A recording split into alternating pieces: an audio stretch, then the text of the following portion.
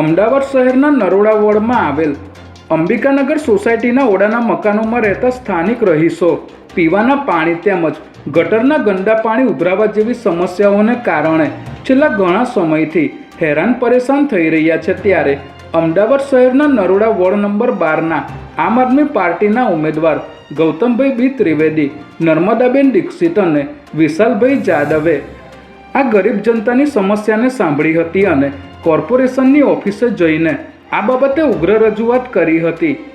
અંબિકાનગર સોસાયટીના ઓડાના મકાનોમાં બાથરૂમ અને ટોયલેટની જગ્યામાંથી ગટરના ગંદા પાણી બેક મારી રહ્યા છે તેમજ પીવાલાયક પાણીની અંદર પણ ભળી રહ્યા હોવાથી અહીં વસવાટ કરતા લોકોમાં મોટા પાયે રોગચાળો ફેલાવાનો ભય ઊભો થયો છે।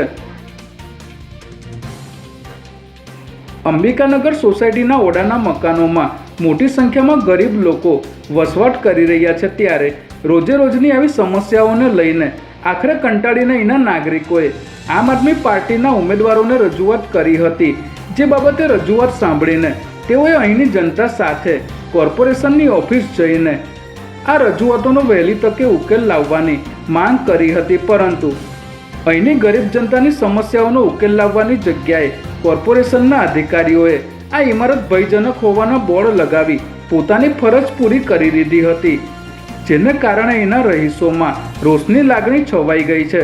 જો આ સમસ્યાઓનો જલ્દી ઉકેલ નહીં આવે તો આમ આદમી પાર્ટીના ઉમેદવારોએ મોટા પાયે આંદોલન કરવાની ચીમકી પણ ઉચ્ચારી હતી।